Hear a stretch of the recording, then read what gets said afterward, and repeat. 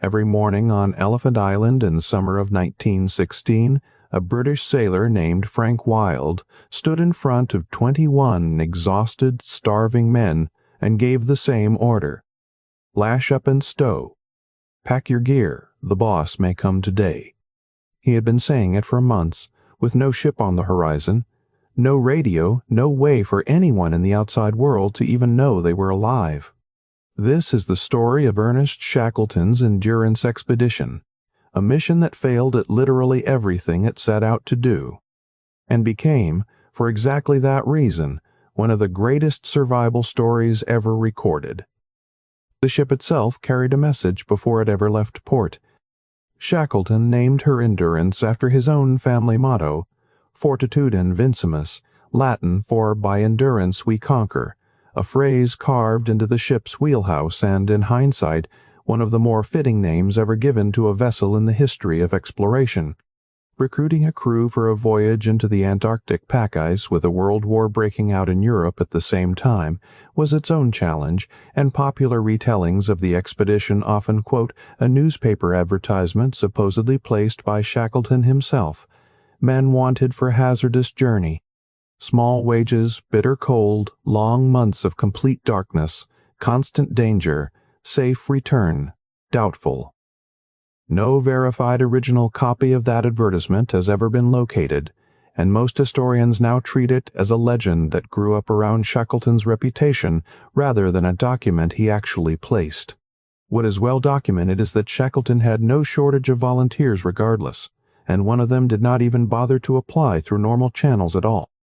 Among the crew who set sail on the Endurance was an 18-year-old Welsh sailor named Percy Blackborough, who had been turned down when he tried to formally join the expedition and instead stowed away in a supply locker before the ship left South America, smuggled aboard with the help of a sympathetic crew member.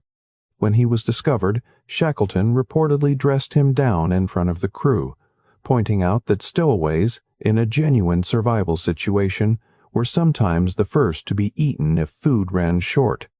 Blackborough was kept on as the ship's youngest crew member and steward instead, and months later, after the men reached Elephant Island, it was Blackborough's severely frost-bitten feet, damaged beyond saving after the exposure of the small boat journey and the long wait on the exposed beach, that required the expedition's surgeon to amputate several of his toes in a makeshift surgical procedure performed on the island itself, with no hospital, no proper anesthesia beyond what the stores could provide. Blackborough survived the operation and the expedition and lived for another 2 decades afterward. In August of 1914, as Europe slid into the First World War, a ship called the Endurance left London under the command of Sir Ernest Shackleton, bound for Antarctica. The goal was audacious even by the standards of the era, to make the first land crossing of the entire Antarctic continent, sailing into the Weddell Sea, landing a shore party, and marching roughly 1,800 miles across the ice to the opposite coast. Shackleton had already tried and failed to reach the South Pole once before. This expedition was meant to be the achievement that finally matched his ambition. Shackleton was already one of the most famous polar explorers alive by the time the Endurance set sail. He had been part of Robert Falcon Scott's Discovery expedition years earlier, and had led his own attempt on the South Pole in 1909, turning back only 97 miles short of the goal when supplies ran dangerously low, a decision that likely saved the lives of his entire party. When Norwegian explorer Roald Amundsen reached the South Pole first, in December of 1911, the achievement Shackleton had spent years chasing was gone. Crossing the continent on foot, coast to coast, was the next great unclaimed prize in polar exploration, and Shackleton built the Endurance expedition specifically to claim it. It never got the chance. The Endurance met its first pack ice in December of 1914, and by January 18, 1915, the ship was beset, frozen solid into ice a single day's sail from the coast the crew had been aiming for. For a while, the drifting pack carried the ship roughly in the direction they wanted to go. Then, through the Antarctic winter, the ice tightened around the hull like a fist. Through the months the ship sat frozen into the pack, temperatures on deck regularly dropped to 20 degrees below 0 Celsius, cold enough that the loose sea ice around the hull cemented solid, locking the Endurance in place as thoroughly as if she had been built into a glacier. The crew kept working through it, exercising the sled dogs on the ice, maintaining scientific observations, and doing what they could to keep morale from collapsing during months of Antarctic winter darkness, with no realistic prospect of freeing the ship before the ice released its own grip, if it ever did. By October of 1915, the pressure of the ice had started to crush the ship outright, timbers groaning and splitting under forces no vessel of that era was built to survive. On October 27th, with water pouring in faster than the pumps could clear it, Shackleton gave the order to abandon ship. The crew moved food, sledges, boats, and what little equipment they could onto the surface of the ice itself, and set up camp beside their dying vessel, watching it die by inches for almost a month. "She's going, boys. I think this is the end." On November 21st, 1915, the Endurance finally slipped beneath the ice of the Weddell Sea. Shackleton recorded the moment in his diary in plain, almost clinical language, but the weight of it was obvious to every man watching. 28 men were now stranded on a drifting ice floe, hundreds of miles from any charted shipping route, with no ship, no radio, and no realistic way for anyone to come looking for them, because as far as the rest of the world knew, they had simply sailed into the ice and never come back out. What followed was not a rescue. It was months of pure survival. The men established what they called Ocean Camp, and later Patience Camp, living on the moving ice itself, hunting seals and penguins for food, and rationing supplies they knew could not possibly last as long as they needed them to. As the months dragged on and food grew scarcer, the expedition faced a decision no one wanted to make. The sled dogs that had traveled with them from the start, and that had become genuinely loved by many of the men, could no longer be fed on an ice floe with no reliable food source, and had to be shot. Their meat added to the party's dwindling supplies alongside seal and penguin. It was one of the quieter, less dramatic griefs of the expedition, recorded in several crew members' diaries with real sorrow, and a plain illustration of exactly how narrow the margin for survival had become. Living on a floating, cracking sheet of ice came with its own constant, low-grade terror. The floe beneath Ocean Camp and later Patience Camp was, by definition, not solid ground. It could split open beneath a tent with no warning, and on more than one occasion it did, forcing men to scramble out of sleeping bags in the middle of the Antarctic night as a crack opened directly beneath their camp. The party drifted north with the pack for months, entirely at the mercy of ocean currents they could not control and could barely predict, watching their charted position change day by day while having no ability to influence where the ice was actually taking them. Photographer Frank Hurley, who had documented the entire voyage, faced an agonizing choice as supplies dwindled and weight became a matter of life and death. Hundreds of glass photographic negatives were simply too heavy to carry. Hurley destroyed the majority of them himself, keeping only a carefully selected group of the images he considered most important, understanding that if the expedition failed completely, those surviving photographs might be the only record that any of it had happened at all. Life on the ice tested more than the men's bodies.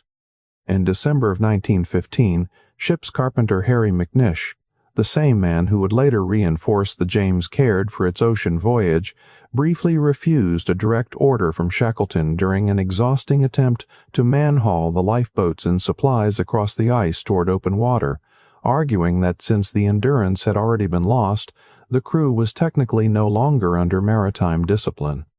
It amounted to a one-man mutiny, and by some accounts of the confrontation, Shackleton made it clear in no uncertain terms that he expected obedience regardless of McNish's legal theory.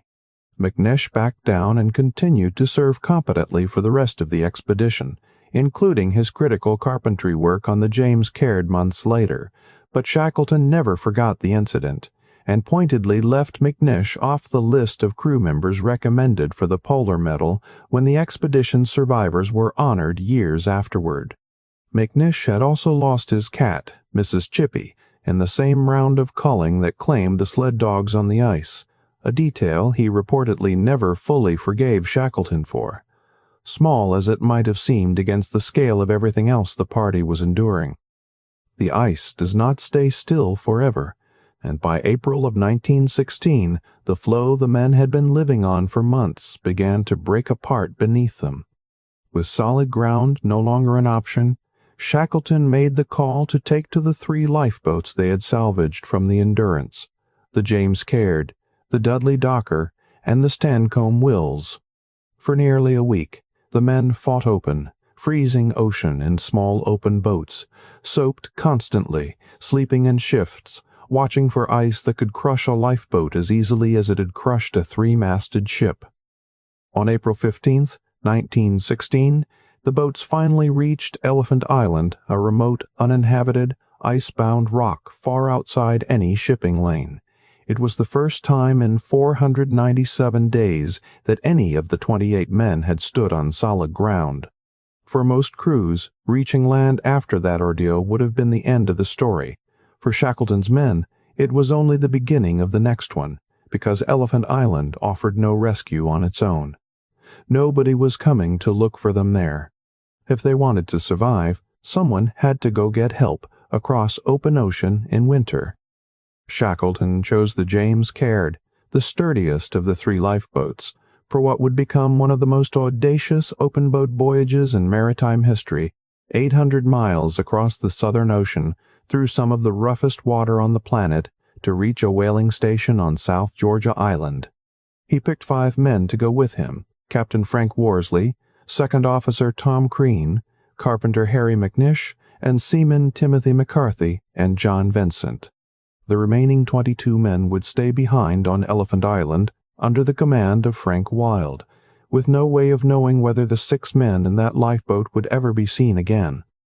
Before the James Caird could face the Southern Ocean, the ship's carpenter, Harry McNish, spent days reinforcing it as best he could with the limited materials on hand, raising the sides, building a makeshift deck out of sledge runners and packing case lids, and sealing every seam he could reach with a mixture of oil paints, seal blood, and canvas, trying to turn an open lifeboat into something that stood a chance of surviving hurricane-force Southern Ocean swells. It was not a proper deck by any normal shipbuilding standard. It was the difference between the boat swamping in the first bad storm and the boat barely staying afloat. The James Caird departed on April 24, 1916, into some of the most dangerous seas in the world. Frank Worsley navigated using traditional celestial methods, and the conditions were brutal enough that in 14 days at sea, he was able to take a clear sighting of the sun only 4 times.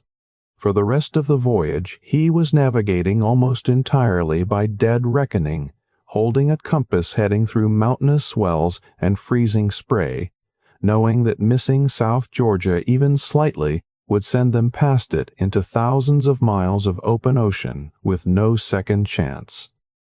For 14 days the 6 men lived soaked to the skin in near freezing water, sleeping in short shifts in cramped, waterlogged conditions, their hands and feet raw with saltwater boils and the early stages of frostbite. The boat was constantly at risk of icing over from freezing spray, a real and repeated danger, since accumulated ice on a small open vessel can add enough weight to capsize it outright, forcing the crew to chip ice off the hull and rigging by hand in the middle of Southern Ocean gales. Through all of it, Worsley kept navigating by dead reckoning between his rare glimpses of the sun, effectively threading an 800-mile course toward a target roughly the size of a small island, in a boat with no engine, no radio, and no realistic way to correct course if he was wrong. They didn't miss. On May 8th, land came into view, but arriving at South Georgia and actually landing on it turned out to be 2 very different problems. Hurricane-force winds pinned the exhausted crew off a lee shore for 2 additional days, close enough to see land and still unable to safely reach it, before they finally found a way in and made landfall on May 10, 1916, 14 days after leaving Elephant Island. There was still a catch. The whaling station they needed was on the opposite side of South Georgia Island, and the James Caird battered by 2 weeks at sea, was in no condition to sail around the coast. The only way to reach help was on foot, directly across South Georgia's interior, unmapped mountains and glaciers that, at that point in history, no human being had ever crossed. Shackleton chose Worsley and Crean to go with him, leaving the other 3 men to recover with the boat, and on May 19th, the 3 of them set out with minimal equipment, no map, and 36 hours of continuous, punishing travel ahead of them. The crossing itself was 36 hours of continuous movement through terrain no one had ever mapped, roped together across glaciers riddled with hidden crevasses, climbing and descending mountain ridges in worn-out clothing and improvised crampons made from screws pushed through the soles of their boots. At one point, exhausted and with darkness falling, the 3 men made the desperate decision to slide down a steep, unknown slope, rather than risk freezing to death if they stopped to rest, not knowing what waited at the bottom until they had already committed to the descent. They made it. On May 20th, 1916, Shackleton, Worsley, and Crean walked into the Stromness whaling station, the first men in history to cross South Georgia's interior, and the first outside contact any member of the expedition had made with the rest of the world in over a year and a half. The 3 men were, by every account, almost unrecognizable as human beings who had simply had a hard journey. 16 months of exposure, starvation rations, and the crossing itself had left them filthy, bearded, and half-starved, and the whaling station staff who first encountered them reportedly struggled to believe their story until Shackleton was able to convince the station manager of exactly who he was and what he and his men had just survived. But the mission wasn't finished. 22 men were still stranded on Elephant Island, and Shackleton's first priority the moment he reached civilization was getting back to them. It did not go smoothly. His first rescue attempt, aboard a ship called the Southern Sky, departed almost immediately after Shackleton reached South Georgia, but was turned back by pack ice before it could reach the island, the same ice that had crushed the Endurance itself now standing between Shackleton and the men he had left behind. A second attempt, on a vessel called the Instituto de Pesca No. 1, borrowed from the Uruguayan government, was blocked the same way weeks later. A third attempt, on a ship named Emma, chartered with help from residents of the Falkland Islands, met the identical wall of ice and had to retreat as well. 3 separate rescue missions had now failed across a span of roughly 4 months, and every additional week meant 22 men on Elephant Island going that much longer on dwindling rations without knowing if anyone was even still trying, or whether Shackleton, Worsley, and Crean had survived their own crossing at all. Lash up and stow, men. The boss may come today. On Elephant Island, Frank Wild had taken command of the remaining crew and never let their discipline slip, issuing that same order every single morning for months, packing kits in anticipation of a rescue that hadn't come yet, in the hope that expecting it might make it happen sooner. It was, by every account from the men who lived through it, a small ritual that kept 22 starving, frost-bitten sailors from giving up entirely. Tom Crean, the Irish-born second officer Shackleton, picked for the James Caird voyage, was not a first-time survivor of Antarctic disaster. Years earlier, on Robert Falcon Scott's Terra Nova expedition, Crean had walked roughly 35 miles alone across the ice without proper food to bring back help for a dying companion, an act of endurance that earned him the Albert Medal and a reputation among polar sailors as one of the most dependable men alive in a crisis.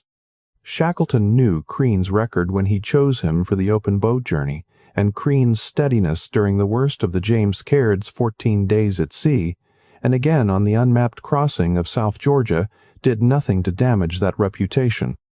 On August 30th, 1916, a 4th rescue attempt aboard the Chilean vessel Yelcho finally broke through. As the ship approached Elephant Island, Shackleton anxiously scanned the shore, uncertain after 3 failed attempts and more than 4 months of separation whether he would find his men alive or find nothing at all. Are you all well? We are all well, boss.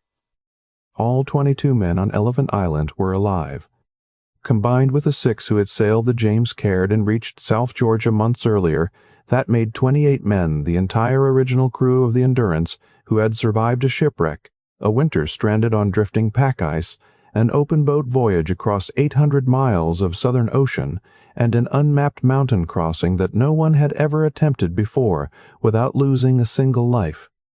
When the men of Elephant Island were finally brought aboard the Yelcho, most were suffering from frostbite, exposure, and the effects of a near-starvation diet stretched across more than 4 months of waiting on an exposed, wind-battered beach with barely enough shelter to survive the Antarctic winter.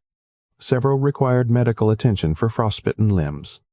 All of them, remarkably, were expected to make a full recovery, and Frank Wild's insistence on structure and routine, that same daily ritual of packing kits for a rescue that hadn't come, was later credited by several of the survivors as a genuine factor in keeping the group's morale and its will to keep going intact. The Imperial Transantarctic Expedition had failed at every one of its original goals. The Endurance never reached the coast it was aiming for. No one crossed Antarctica. The scientific and geographic ambitions that funded the voyage were never fulfilled.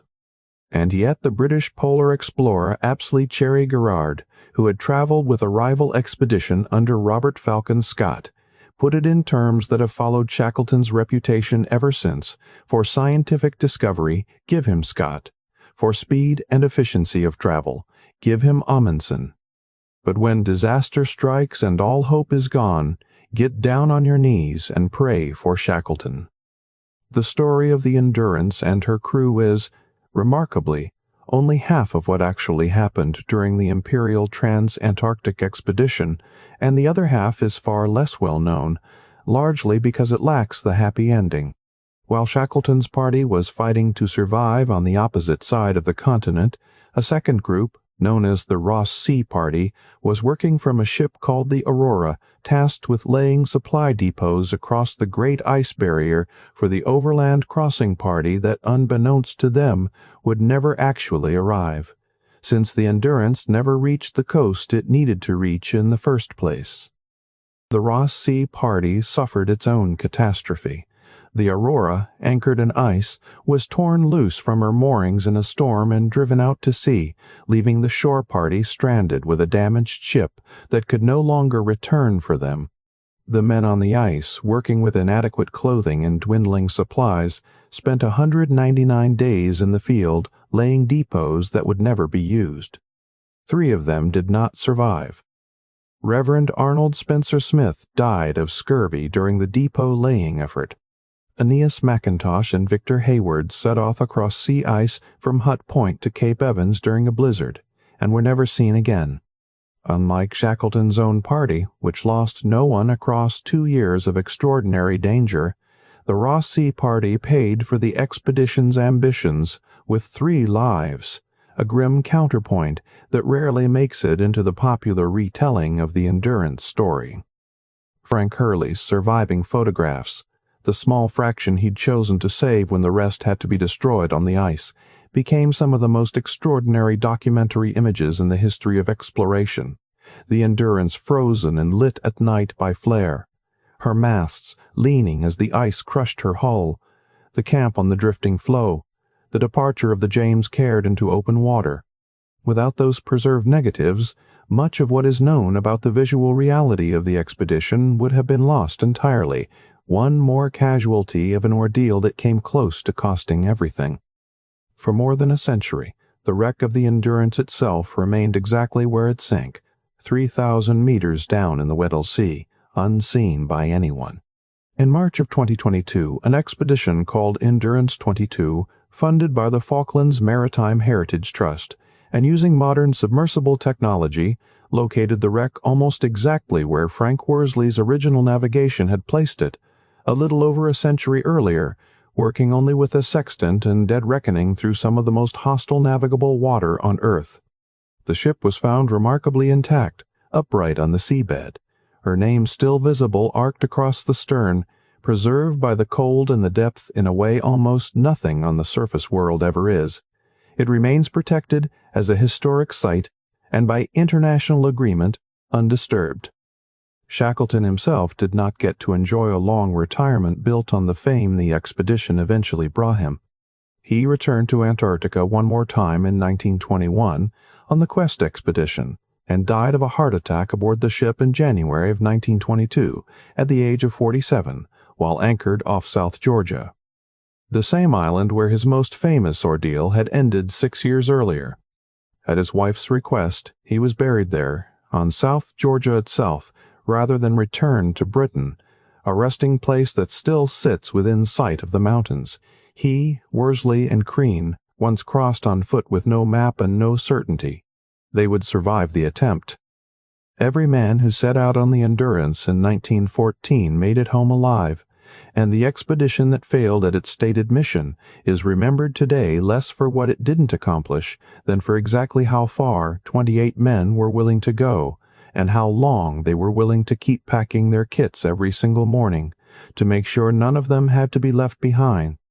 The Chilean pilot who commanded the Elcho on that final successful rescue attempt, Captain Luis Pardo, took on real professional risk of his own by agreeing to sail a small, poorly equipped vessel into ice-choked waters that had already turned back 3 larger, better provisioned ships. Chile later recognized him for it, and today the memory of that fourth rescue is remembered on both sides. The 22 half-starved men who finally saw a ship's hull cutting through the pack ice toward Elephant Island after 4 months of waiting, and the Chilean crew who volunteered to risk the same ice that had already destroyed the Endurance and turned back every previous attempt to reach them.